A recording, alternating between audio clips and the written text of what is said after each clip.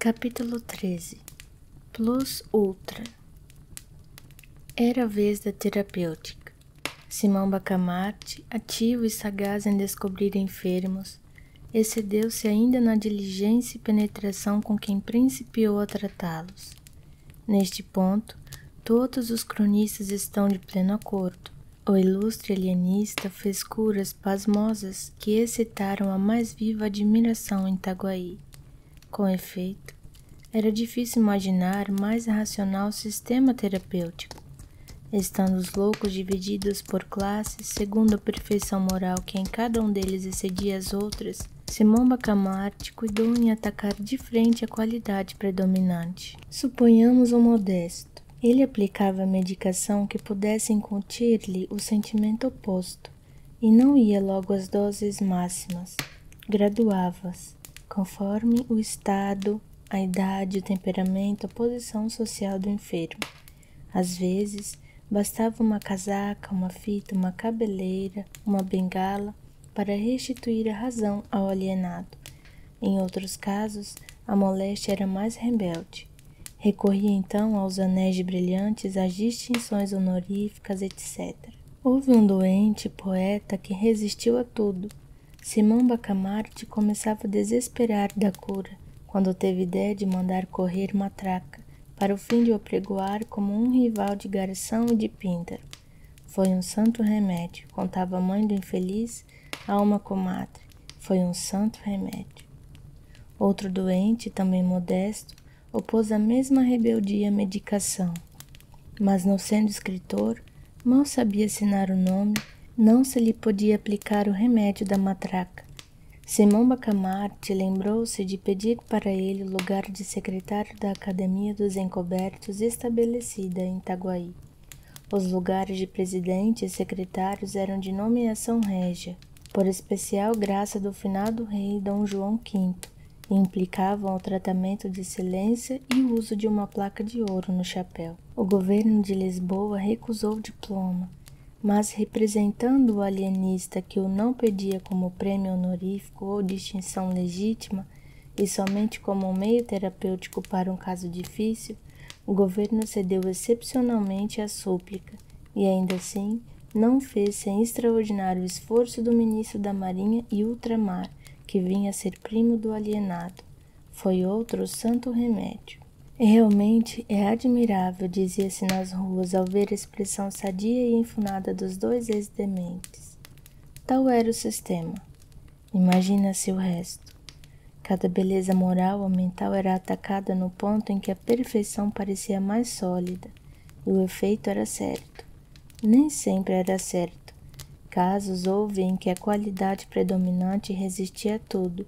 Então, o alienista atacava outra parte, aplicando a terapêutica, o método da estratégia militar, que toma uma fortaleza por um ponto, se por outro o não pode conseguir. No fim de 5 meses e meio estava vazia a Casa Verde, todos curados. O vereador Galvão, tão cruelmente afligido de moderação e equidade, teve a felicidade de perder um tio. Digo felicidade porque o tio deixou um testamento ambíguo e ele obteve uma boa interpretação, corrompendo os juízes e embaçando os outros herdeiros. A sinceridade do alienista manifestou-se nesse lance. Confessou ingenuamente que não teve parte na cura. Foi a simplicis mediatrix da natureza. Não aconteceu o mesmo com o padre Lopes. Sabendo o alienista que ele ignorava perfeitamente o hebraico e o grego, incumbiu-o de fazer uma análise crítica da versão dos 70. O padre aceitou a incumbência e em boa hora o fez. Ao cabo de 2 meses possuía um livro e a liberdade. Quanto à senhora do boticário, não ficou muito tempo na célula que lhe coube, e onde, aliás, lhe não faltaram carinhos. Por que é que o Crispim não vem visitar-me? Dizia ela todos os dias. Respondiam-lhe ora uma coisa, ora outra, afinal disseram-lhe a verdade inteira. A digna matrona não pôde conter a indignação e a vergonha. Nas explosões da cólera escaparam-lhe expressões soltas e vagas como estas: tratante, velhaco, ingrato, um patife que tem feito casas à custa de ungüentos falsificados e podres. Ah, tratante! Simão Bacamarte advertiu que, ainda quando não fosse verdadeira a acusação contida nessas palavras, bastavam elas para mostrar que a excelente senhora estava enfim restituída ao perfeito desequilíbrio das faculdades, e prontamente lhe deu alta. Agora, se imaginais que o alienista ficou radiante ao ver sair o último hóspede da Casa Verde, mostrais com isso que ainda não conheceis o nosso homem. Plus ultra era sua divisa. Não lhe bastava ter descoberto a teoria verdadeira da loucura. Não contentava ter estabelecido em Itaguaí o reinado da razão. Plus ultra. Não ficou alegre, ficou preocupado, cogitativo. Alguma coisa lhe dizia que a teoria nova tinha em si mesma outra e novíssima teoria. Vejamos, pensava ele. Vejamos se chego enfim à última verdade. Dizia isto passeando ao longo da vasta sala, onde fulgurava a mais rica biblioteca dos domínios ultramarinos de Sua Majestade. Um amplo chambre de damasco preso à cintura por um cordão de seda com borlas de ouro, presente de uma universidade, envolvia o corpo majestoso e austero do ilustre alienista. A cabeleira cobria-lhe uma extensa e nobre calva adquirida nas cogitações cotidianas da ciência. Os pés, não delgados e femininos, não graúdos e mariolas, mas proporcionados ao vulto, eram resguardados por um par de sapatos cujas fivelas não passavam de simples e modesto latão. Vede a diferença. Só se lhe notava luxo naquilo que era de origem científica, o que propriamente vinha dele trazia cor da moderação e da singeleza, virtudes tão ajustadas à pessoa de um sábio. Era assim que ele ia, o grande alienista, de um cabo a outro da vasta biblioteca, metido em si mesmo, estranho a todas as coisas que não fosse o tenebroso problema da patologia cerebral. Súbito parou. Em pé, diante de uma janela, com o cotovelo esquerdo apoiado na mão direita, aberta, e o queixo na mão esquerda fechada, perguntou ele a si: mas deveras estariam eles doidos e foram curados por mim? Ou o que pareceu cura não foi mais do que a descoberta do perfeito desequilíbrio do cérebro? E cavando por aí abaixo, eis o resultado a que chegou. Os cérebros bem organizados que ele acabava de curar eram tão desequilibrados como os outros. Sim, dizia ele consigo, eu não posso ter a pretensão de haver-lhes incutido um sentimento ou faculdade nova. Uma e outra coisa existiam no estado latente, mas existiam. Chegado a esta conclusão, o ilustre alienista teve duas sensações contrárias, uma de gozo, outra de abatimento. A de gozo foi por ver que, ao cabo de longas e pacientes investigações, constantes trabalhos, luta ingente com o povo, podia afirmar esta verdade. Não havia loucos em Itaguaí. Itaguaí não possuía um só mentecapto. Mas tão depressa essa ideia lhe refrescara a alma, outra apareceu que neutralizou o primeiro efeito. Foi a ideia da dúvida. Pois que Itaguaí não possuiria um único cérebro concertado? E esta conclusão tão absoluta não seria por isso mesmo errônea? E não vinha, portanto, destruir o largo e majestoso edifício da nova doutrina psicológica? A aflição do egrégio Simão Bacamarte é definida pelos cronistas itaguainenses como uma das mais medonhas tempestades morais que tem desabado sobre o homem. Mas as tempestades só aterram os fracos. Os fortes enrijam-se contra elas e fitam o trovão.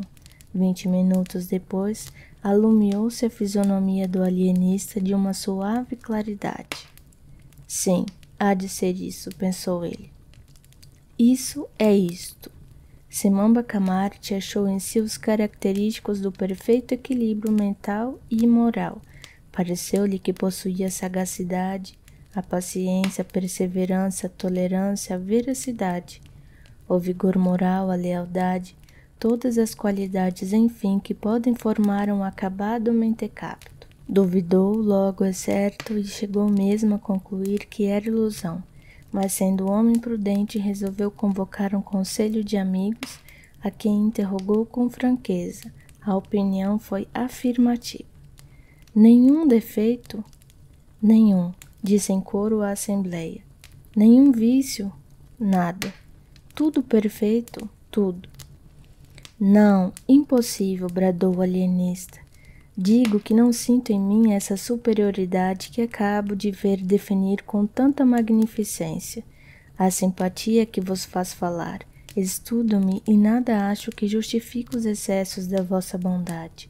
A assembleia insistiu, o alienista resistiu. Finalmente o padre Lopes explicou tudo com este conceito digno de um observador. Sabe a razão por que não vê as suas elevadas qualidades, que aliás todos nós admiramos? É porque tem ainda uma qualidade que realça as outras, a modéstia. Era decisivo.